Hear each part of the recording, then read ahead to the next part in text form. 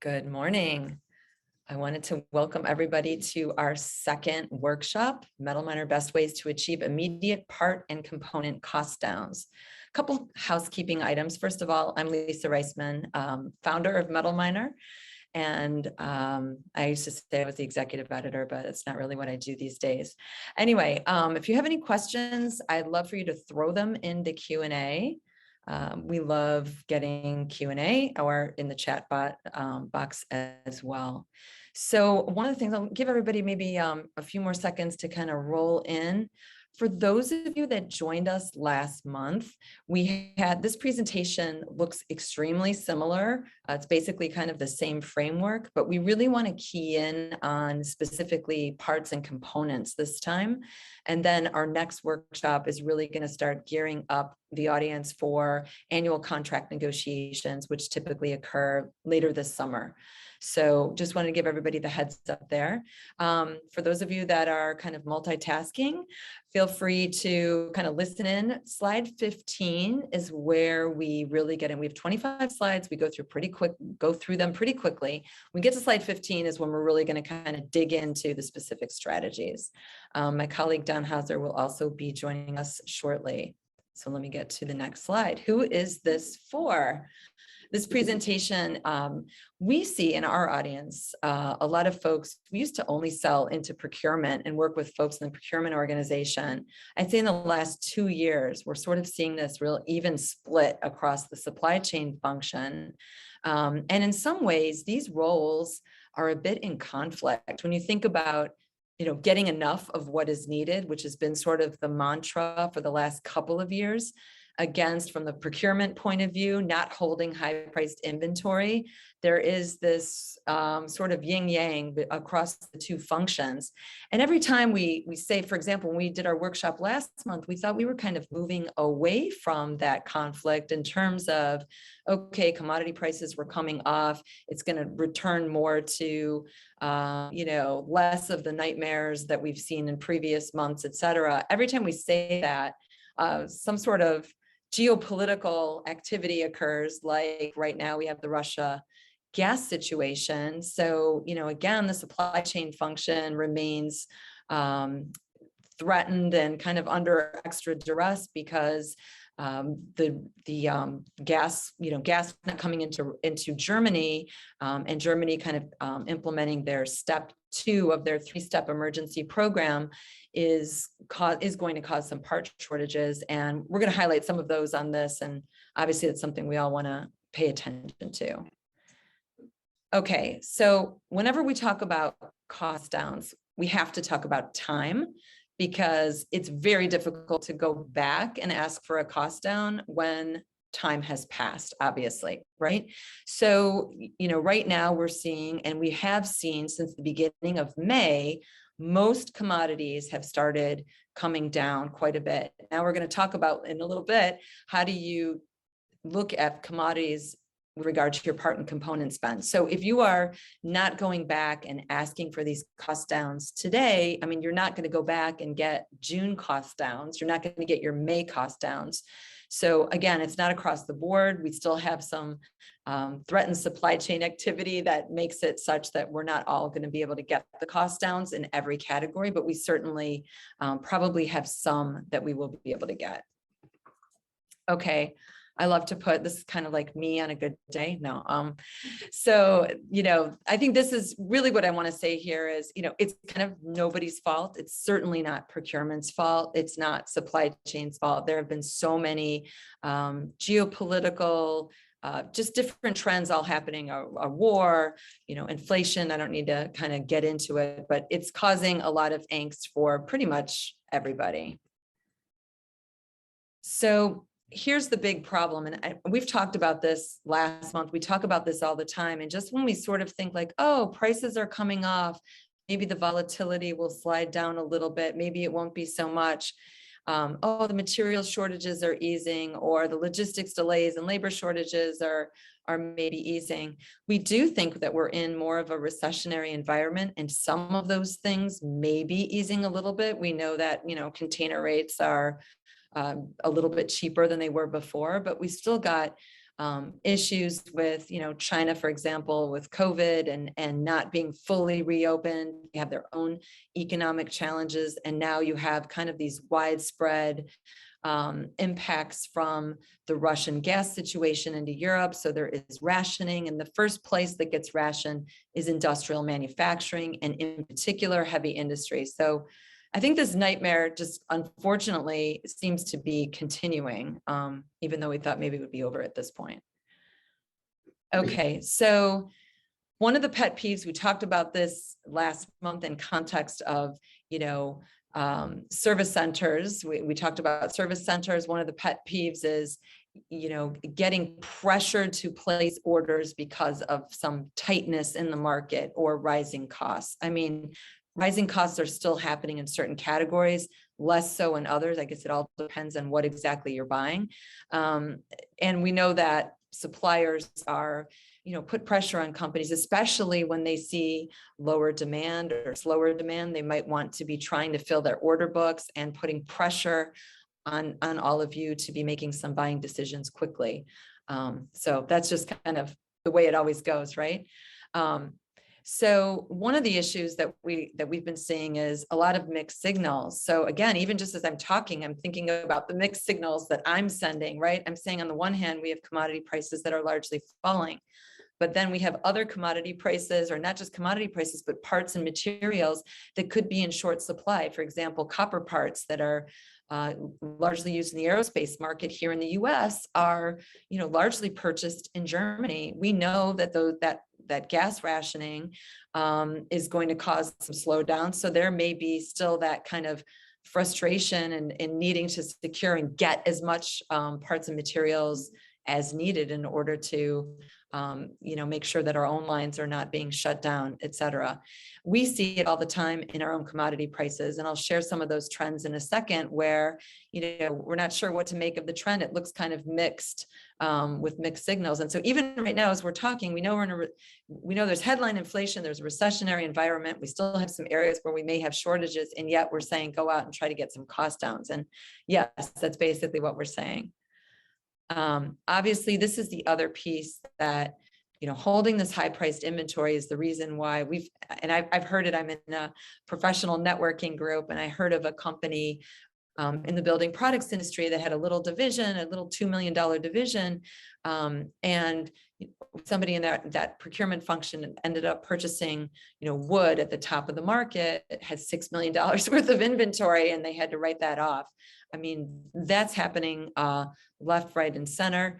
We know, for example, that some of the retailers are limiting store shelf space, moving from kind of like, 20 feet to 4-foot spaces, and reducing prices because they want to obviously get rid of this high priced inventory. So this is that conflict between, the purchasing, the procurement, and the supply chain function. So here, just kind of want to give an example of the mixed signals. Follow the trend and not the noise. As you can see, this circle here in red kind of indicates what we see a lot of companies do, which is to say they see a short-term trend that looks like it's going up, and it may trigger some sort of panic buy, or maybe I should buy a little bit more than what I need because I'm concerned prices are going to go up. And yet, what actually is happening is prices are falling. And this is really important when we talk about components, especially components, parts, and materials that contain a big percentage of that spend is a commodity, for example. So this is where we say that phrase, the technical phrase is called a dead cat bounce. So even in a falling kind of dead bearish market like we're in right now, you might see kind of these bounces and signs of life. And the important thing is to understand that long-term trend, which I'll come to in a second. Okay, just a minute just to talk about, again, that trend thing, how critical it is to be able to read both the short-term and the long-term trend to avoid kind of that balance act of making sure you have enough of what you need without overbuying and holding that high priced inventory. Obviously, when we first launched this workshop out to the market, we weren't talking about really the Russian gas situation. It's only been in the last couple of weeks. And then, even Putin overnight last night made some comments about, well, we might not turn the gas all the way on because we're waiting for some components to, fix the Nord Stream 1 pipeline. So these things can create a lot of uncertainty and all of that. So with that, I'm just going to pause. I'm going to turn the mic over to Don, who's going to walk us through the next few slides. Thanks, Lisa. So there's a lot of distractions out there. There's a lot of things that people get tied up with in asking. And the big one right now is, are we in a recession or are we entering a recession? It's important to know that and kind of keep tabs on it, but that's not really what you should be looking at. It should be, are we executing the correct part and component strategy? So whether you're in a recession or not, you need to look at where your order books are going, where the demand is, and do you have the correct strategy for supplying that with your parts and components? So don't get distracted with all the recession talk. There's been a lot of part shortages in the past, 6, 8, 12 months. As everything got tight, people ordered and ordered and ordered. That's kind of a material strategy that a lot of people kind of implemented so that they could build their product and get out. Kind of where you should look is the just in case, where we're at, and the just in time, what strategy is really right. Probably neither one of those are right now. You're kind of in between there. If you're just in time on everything, you're probably going to get burnt because there's still going to be some part shortages, but material is loosening up. So the just in case piling up everything isn't right either. It's time to really kind of reevaluate how you're buying your safety stocks, some of those type of things. And then the third one is suppliers. So because of the part shortages, a lot of people had to increase their number of suppliers. Looked globally, they looked for other suppliers locally, people they'd never heard of, just trying to get material. That should really be shifting as well. So when you look at, is my current global source worth the risk, or should I be focused on creating more nearshore option and domestic options? Have to really kind of evaluate that. There might be some metal that you can't get locally, and you have to source globally, but you really need to look at those sources. So whether you're offshoring or nearshoring or friendshoring, as Janet Yellen likes to say now, you really need to evaluate those supply chains. There are going to be risks. Lisa talked about the pipeline, the energy. If you're getting something from anything in the Europe area, there's a big risk to that. As the gas gets turned down or turned off, possibly, the first thing that is going to get cut off is those supplies to manufacturing. They're going to stem that to build reserves so people can heat their homes versus make product. So we kind of need to evaluate that. Is this me? Yep. Okay. Don and I are together. Our whole team is together in town this week, so I'll take this one. So basically, and again, this comes back to what we've been talking about of conflicting signals. The headline inflation is kind of what we all hear, and yet here we're telling you, commodities across the board are down significantly. So I'm going to give everybody the warning. We're going to get into kind of the specifics and the guidance around kind of what to do next, to how to get those cost downs for your parts and components. So go ahead and grab your pen and notebook or type it up, grab your cost models, and we're going to get started here. Okay, this is kind of a noisy slide. I apologize. Let's start with the first row, really just looking at the notion of assessment. What does it mean? What are we talking about? So the first thing, and this is similar to what we talked about in the last webinar about splitting out cost elements. The most important thing to do here is to split out those major cost elements from a total cost of the part or component. So we use, for example, on metals, should cost models to break out what is the exchange traded part of that total cost versus the conversion, the freight, the logistics, et cetera. So for those of you that are, going to attempt to get some cost downs with some of your suppliers, now would be a great time to go talk to that guy who's in some small office somewhere deep in your organization that has built out a lot of these cost models, particularly for items that have a high commodity component.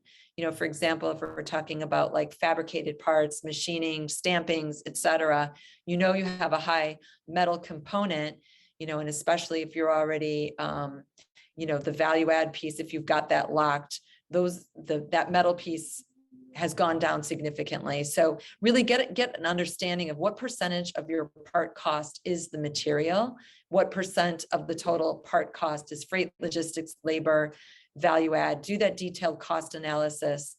And then if you've got a flat percentage increase on the way up, go back and look at the justification that your suppliers had given you previously, and you're basically going to go back with some of that. Particularly if they are telling you that, if they told you on the way up that it was a material price increase. And just see if those price justifications hold. If the underlying commodity prices fell, use that as the basis of your negotiation. Moving into like the alerting bucket, know the exact timing of when you took the increase. That's super important. And map that back to how does the underlying prices compare to that right now? That's a little bit more, and this is when the Pareto rule is your friend. Look at your 80-20, look at those big part runners and take a look at, okay, these are all my things that I know that have, 40, 45, 50% of material cost in, and begin to kind of break that out and look at when you took those increases and then compare that to where we are today. And then finally evaluating, did you share the up with your supplier? Did you do some sort of cost sharing, or, you both kind of took the hit? You want to assess that same piece on the way down as well and kind of map that. So moving into line 2, analyzing, and this is kind of where we kind of think about trends and what we do, looking at the short-term trends. Again, what has the market done since you took the increase, but also what does the next 30 days look like? So again, thinking about like fabricated parts, castings, machining, stampings, if you took a price increase back in, February or March, we know that those metal prices are way off from where they were then. That's kind of what we're talking about. But also, where do we think copper, aluminum, or whatever those parts are made of, what is that market doing? The answer is they're still in decline, right? So that's the short-term trend. And that helps you kind of timing your ask for the cost down, if you will. Second piece is looking at those long-term trends. So whether or not you have a part component agreement or contract or not, really you want to make sure here that you're locked in for all of the elements outside of the fluctuating piece, the metal piece. So, are you locked in for labor, your value add, your packaging, your freight, anything that you can get locked and loaded? That's going to be very important for your annual contracts coming up this fall. But if you've got that in place, make sure that, that you're following that you've got your arms around that. And again, very relevant for stampings, fabricated parts, et cetera. Last but not least, before I hand the mic back over to Don, analyzing your buying strategies, he talked about this just in time versus just in case. And again, depending on what you're buying, I mean, if you're buying an aerospace copper part that's coming from Germany, forget about it. You're not getting a cost down right now. You're going to have to still plan for your just in case strategy, because you're going to be, that supply chain is a little riskier right now and has a lot going on. You're going to want to reevaluate your stock levels. Check when you last adjusted your MRP systems. Again, that goes back to when did you take the increase? Now you're going back for the decrease. Maybe you've got to look at your safety stock, your buffer stock levels. If you adjusted those up because you couldn't get parts 6 months ago, but now you're getting them freely, or you've noticed that your lead times are a lot shorter, those are kind of all hints to make adjustments there. Maybe you're not going to scale back to where we were, kind of like, let's call it pre-March 2020. But it's something you're going to want to look at. You want to look at your demand. What does your demand forecast look like? What are your sales teams telling you about what order books look like for the company? How do you kind of analyze and adjust your strategy there? And with that, Don, I'm going to pass the last row over to you. Thank you. So the first thing I'm going to talk about is detailing, which is kind of similar to what Lisa talked about with mapping. You're looking at the price transparency, what goes into your part, not just looking at the piece part cost, but everything that goes into it, especially with parts. Last time we talked a little bit about raw material. It's easier and kind of more common to have that transparency. Sometimes it's similar. Sometimes it's more difficult when you have a bent part or some sort of secondary operation to it that goes into your parts. You need to look at different things like what is going in for the labor cost, the value add cost, overheads, things like that. And a lot of times suppliers don't want to give you that. This is a good time to be able to break those open if you don't have them. As metal comes down, you should be asking for your costs down. And is what a lot of people are seeing is part manufacturers are not wanting to give that because they have other costs that they're trying to offset. Although the material is coming down, they do have real cost increases in some of the things that I mentioned, like their energy cost, their building costs might be going up, their labor cost, a lot of turnover. So there's costs associated with the whole hiring process. A lot of people are losing efficiencies in making the materials as they cycle people through. You lose some of that knowledge and efficiency that goes with the talent that goes along with that. So they're trying to not give the decreases that you should be seeing in the metal to make up for some of that. And the best way to do that is to lump it all in one number and say no. So if you can, this is a good time to really break that apart so you can see those. And then going forward, once you have that set, then it operates kind of in a fair model. You can really follow the material where it should be after all the other costs have kind of been taken care of. So once you have that, then you go into the negotiation process. Obviously, you're looking at metal. What should they be buying it at? What's the market doing? There, a lot of times you can set up something to follow markets. The part providers a lot of times have no real incentive to buy metal better. A lot of times they can buy it and pass that along to you, the end customer. That's obviously not what you want. So in the negotiation process, if you can set up something where there's incentive, either some kind of sharing or disincentive for them to buy material poorly, that works good in the negotiation process to get that going forward. And then finally, the savings part. Lisa touched on it earlier. You have to ask for it as soon as possible because you don't get it back. There's no retroactive part piece decrease rebate. None of that ever happened. It just doesn't happen, even though maybe it should. The longer you wait to ask for your savings, just the more money you've left on the table. So that's the short-term piece of the savings, is asking for your decreases now as the material comes down. But you're also setting the table for your long-term strategy too, not just the tactical short-term piece. I want my money now. It's setting up your buying strategies going forward so you can buy metal better going forward long-term. We're back to a couple more kind of old way, new ways, similar to what we did before. Kind of the old standard in the metals is just to kind of follow the market and ride it out. That's really kind of an old way of thinking. You have no control, you have no forecasting, you have no visibility to what the price is going to do going forward. You're just kind of along for the ride. The best way to do that really is forecasting the volatility.